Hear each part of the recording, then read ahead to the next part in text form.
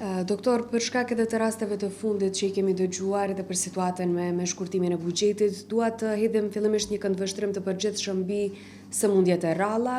A ka një rol mjeku am në kujdesin për pacientët me sëmundje të rralla këtu në Maqedoninë e Veriut? Për momentin si janë vendosur gjërat, domethënë roli është i vogël. Për shkak se edhe kontrollat, edhe diagnostika, edhe trajtimi, edhe regjistrat bën në nivelin terciar. Dhe mjekët tanë domethënë kanë një rol të kufizuar në këtë aspekt. Mirë po në botë nuk është kështu.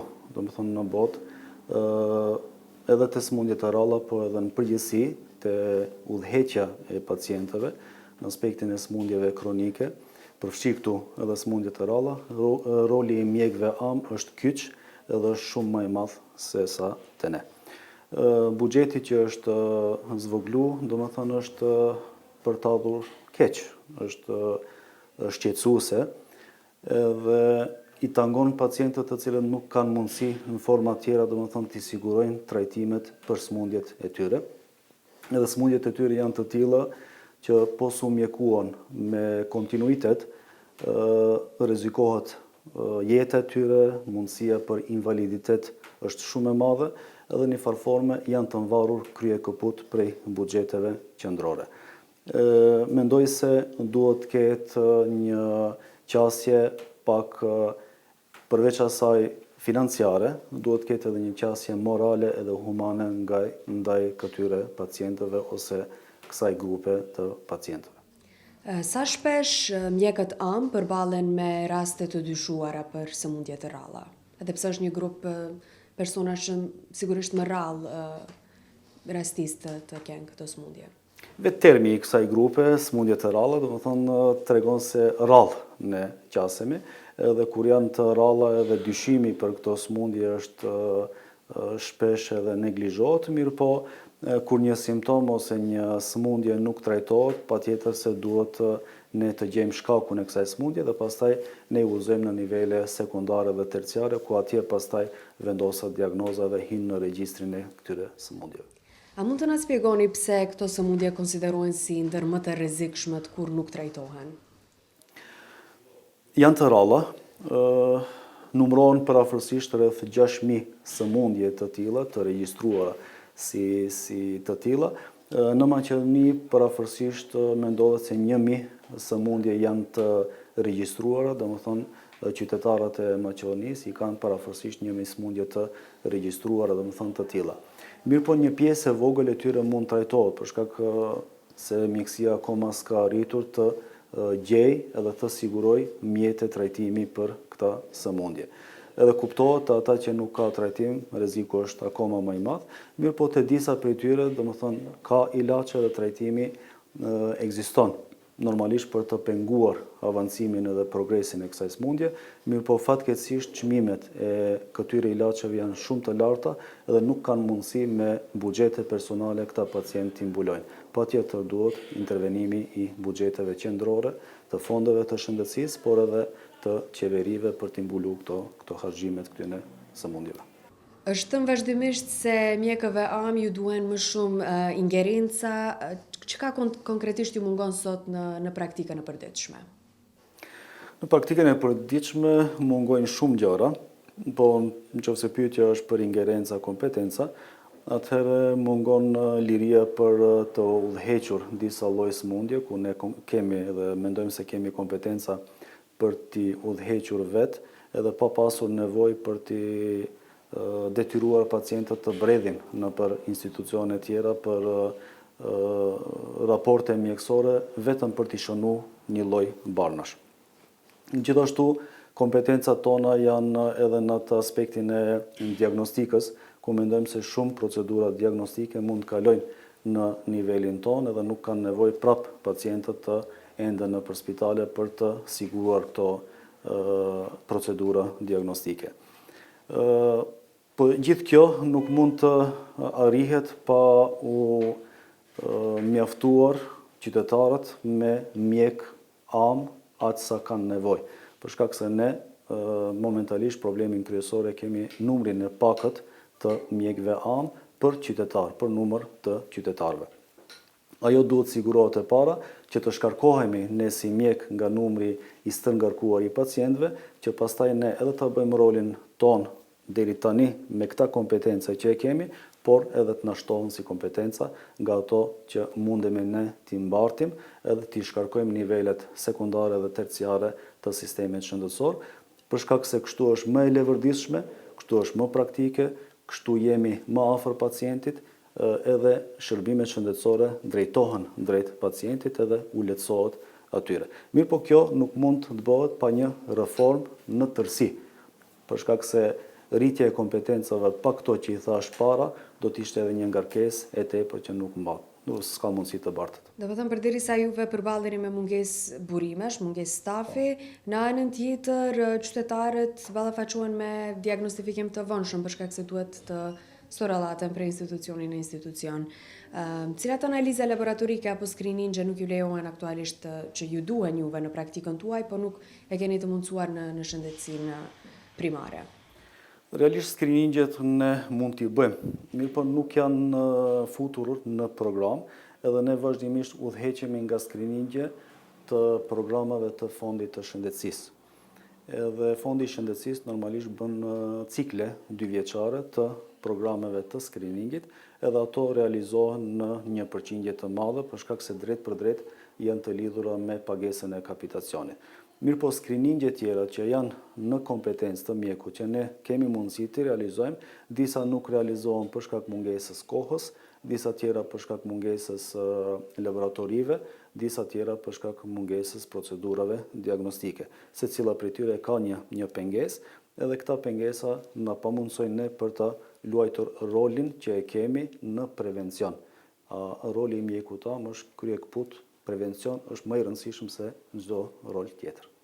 A do të kthehemi prapë tek sëmundjet e rralla për shkak se është një temë për të cilën nuk flitet mjaftueshëm në vendin tonë. A mund të ndihmoni mjekët në zbulimin e hershëm, siç e thamë edhe më herët, të sëmundjeve të rralla nëse do të kishin më shumë autorizime dhe sa është e rëndësishme ndërhyrja e hershme për ecurinë e këtyre sëmundjeve më pas? Padyshim, domethënë, mendoj se roli i mjekut do të ishte shtuar nëse ne kemi protokole të qarta për zbulimin e këtyre sëmundjeve, diagnostifikimin e tyre, pastaj edhe trajtimin e tyre, normalisht pjesën tonë në trajtim, për shkak se nuk është që mund ta bëjmë gjithë vetëm.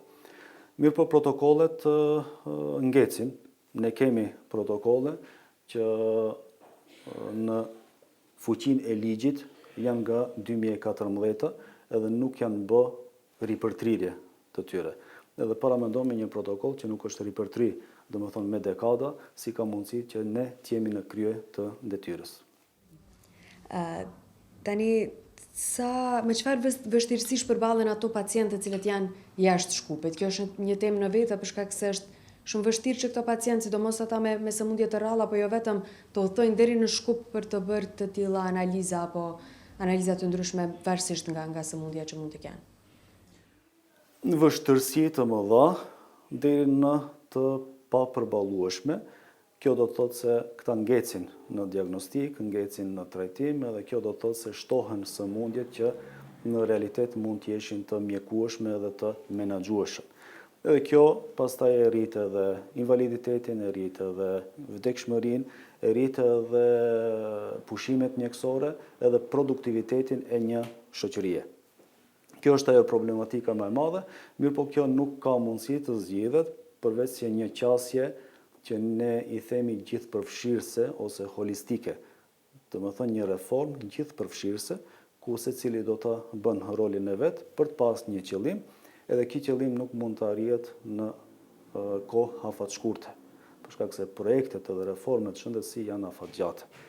Ne kemi problemin e ndrimit të garniturave qeveritare, ministrave shpesh, edhe këto japin një problem shtesë, për shkak se fillohet një projekt, nuk përfundohet, fillohet tjetri, edhe kështu në pafundësi. Pasojat i shohim ne si mjek, por edhe qytetarët padyshim.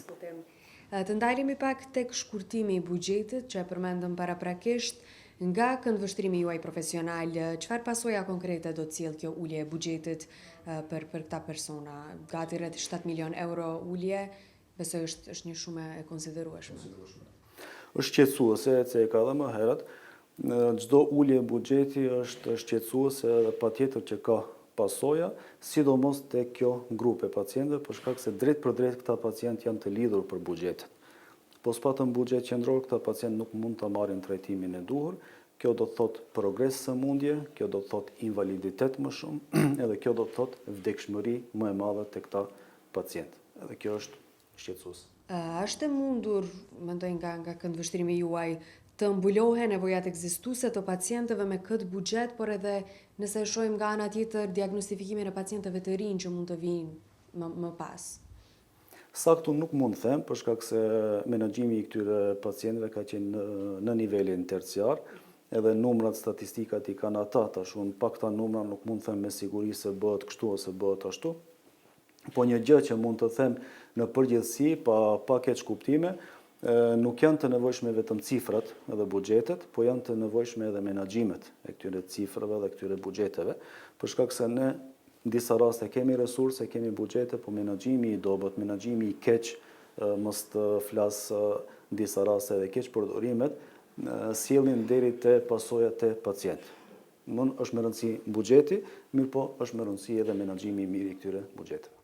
Nga përvoja juaj me pacientët, si ndikon kjo mungesë e transparencës institucionale tek besueshmëria që kanë pacientët ndaj institucioneve dhe njëjërazi dhe familjarët e tyre?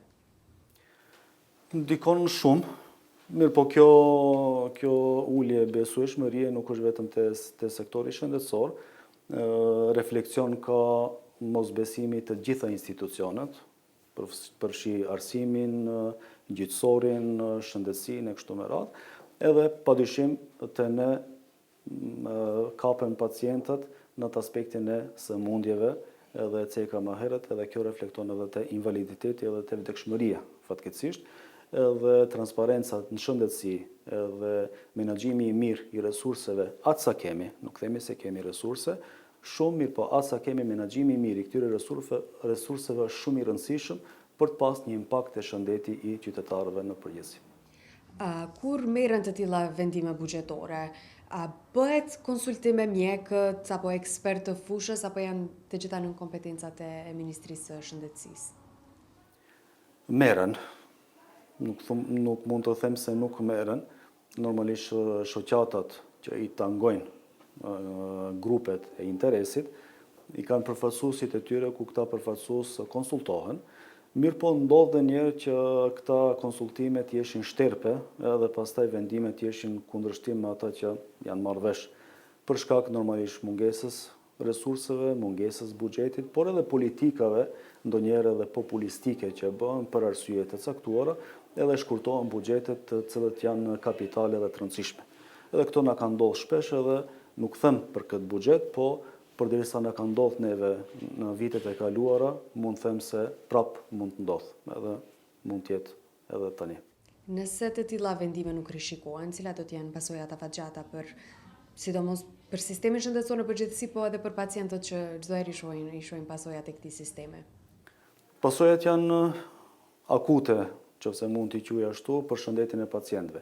Kronike është dështim i sistemit shëndetësor, edhe mos ta shprehi fjalën shumë të egër, shkatrim i sistemit shëndetësor, edhe këtë do ta kemi parasysh të gjithë ne si qytetarë, por edhe kreatorët e politikave, sidomos momentalisht ministrat, kryeministrat edhe ata që i bëjnë sot politikat shëndetësore, do ta kishin parasysh për shkak se jemi duke shku në drejt shkatrimit të sistemit shëndetësor, edhe po s'morëm masa sot, kjo do të na ndodhë. Edhe fatkeqësia edhe ajo serioziteti është se masa duhet mirën sot që rezultatet i shohim mbas 5, 10, ndoshta edhe 20 viteve. Edhe kjo don një seriozitet maksimal nga ata që kanë mundësi të bëjnë diçka për të mirën e sistemit shëndetësor sot. Po të hedhim një këndvështrim të përgjithshëm mbi gjendjen aktuale të sistemit shëndetësor në Maqedoninë e Veriut, si do ta vlerësoni nga aspekti, nga puna që bëni ju çdo ditë, nga eksperienca juaj e përgjithshme, si e shihni sistemin shëndetësor ndër vite? Sistemi shëndetësor është me sfida, edhe sfidat nuk është se na tangojnë vetëm neve në Maqedoni. Sfidat e sistemeve shëndetësore janë gjithandej në botë, edhe vendet më të zhvilluara kanë sfida në sistemin shëndetësor. Mirë po, problemi më i madh është kur disa resurse ekzistojnë edhe nuk i menaxhojmë ashtu si duhet. Për shembull, mjekët ne i kemi edhe i lejojmë të na ikin. Pacientët i kemi edhe lejojmë të na kalojnë pa u mjekuar, pa u shëruar. Resurset ndonjëherë i kemi edhe këta që thash më herët nuk menaxhohen si duhet. Aparaturat i kemi sjell edhe ju ka kalu skadenca edhe nuk janë përdor. Këto janë probleme që mund t'i menaxhojmë. Ajo që i tangon gjithë botën edhe s'mund ta menaxhojmë, ajo na tangon edhe neve, po s'kemi çka bëjmë. Ideja është të bëjmë ato çka mundemi, a mundemi shumë, edhe suksesi do të jetë sigurisht i dukur edhe për pacientët, po edhe për neve si punonjës shëndetësor. Ndër këto probleme të mëdha sistematike që ndodhin në vendin tonë, cilat janë problemet kryesore me të cilat përballen pacientët, nëse shohim nga ana e tyre? Mungesë terminesh, mungesë kuadrosh mjekësore, udhtim, mbredhje nëpër institucione, informacioni mangët për të drejtat e tyre, informacioni mangët për mënyrën e trajtimit të tyre, informacion i mangët për promocionin e shëndetit, për prevencionin e shëndetit, që mos vi deri te smundja, kështu me radhë. Këto janë disa prej temave, edhe çdo njëra prej tyre pastaj ka nën tema dhe ka shumë probleme që normalisht mund të diskutohen edhe të zgjidhen njëkohësisht. Sa është i gatshëm shërbimi shëndetësor të avancohet në vendin tonë, nëse realisht të shohim, pa ja përqefim vetes, a do të bëjmë hapa para, jemi në atë gjendje që kemi mundësinë që të kalojmë këto kufit, të cilët i kemi pasur deri më tani? Mendoj dhe kam bindje se ka. Ka mundësi edhe mundësit janë sa herë, ekzistojnë ato, e vetëm duhet një plan i mirëfillt, një plan apolitik, një strategji apolitike, një përkushtim i mirëfillt, edhe një koordinim i vazhdueshëm. Ato që thash më herët, projektet, reformat, shëndetësi nuk mund të bëhen sot për sot, edhe rezultatin ta shohim sot. Thonë duhet bëhen sot, edhe rezultatet shihen mas një kohë, edhe këtu në këtë projekt duhet ketë qëndrueshmëri, përkushtim, seriozitet edhe bindje se do të bëhet mirë. Kësi lloj mundësi ekzistojnë. Vetëm duhet dikush t'i planifikojë dhe të fillojë ta praktikojë atë që duhet të bëjë. Doktor, për fund, para disa vitesh e kam parë një artikull që tregonte mbi shoqatën e mjekëve që kërkonte t'u hiqen prangat edhe t'i jepen më shumë kompetenca për sa i përket edhe sëmundjeve të rralla, po edhe në shumë aspekte tjera. Çfarë mesazhi do t'ju dërgoni të vendimmarrësve në këtë aspekt? Vendimmarrjas do t'i dërgoj mesazhin që pak a shumë në këtë intervistë e thamë edhe përsëritëm. Mundësi ka, vetëm duhet fillohet edhe të bëhet. Ato që ne e kemi si kërkesë, le ta dinë se është reale, për shkak se nuk ka mundësi dikush t'i di brengat edhe hallat e mjekëve përveç atyre që punojnë vazhdimisht me pacient, edhe këta halla e këta derte nuk janë sa herë në aspektin financues, në aspektin e financave. Ndonjëherë është procedurë administrative. Mund ta cekë edhe të shfrytëzoj rastin se ne fatkeqësisht akoma shfrytëzojmë formulare të viteve 70. Shekullit të kaluar, edhe në ato formulare ne bëjmë paraqitjen e smundjeve që ne i hasim si smundje të reja, qoftë domethënë infektive, qoftë atyre kronike. Edhe jemi në kohën e inteligjencës artificiale edhe digitalizimit, edhe kjo akoma të kemi nevojë ne për çdo ditë të çojmë në formë letre te qendra për shëndet publik paraqitje të këtyre formulareve, domethënë mendoj se është për të ardhur keq. A kjo bëhet vetëm me një ditë punë. Thjesht vetëm një rregullore që duhet ndryshoj, se kjo mund paraqitet me email, mund paraqitet në formë elektronike, në sistemin digital elektronik nacional e kemi, vetëm duhet ta përdormi. E duhet të takohen dy persona, dy institucioneve të ndryshme, edhe ta bëjnë një marrëveshje, ta ndryshojnë një rregullore dhe që ne mos kemi nevojë vazhdimisht. Kësi lloj kërkesa të natyrës të tillë, ne kemi me dekada që bëjmë kërkesë. Që zgjidhja e këtyre kërkesave është vetëm një po, vetëm një ndryshim rregullore, edhe bëhet. Vetëm duhet të ketë vullnet. Fatkeqësisht nuk kemi hasur vullnet për kësi lloj kërkesash gati 15 vite, thash edhe një herë potencoj, kërkesa të tilla kemi shumë edhe janë të natyrës administrative. Le të fillojmë nga këto, pastaj i bëjmë edhe të tjerat. Faleminderit shumë për kohë. Faleminderit edhe juaj për mundësinë.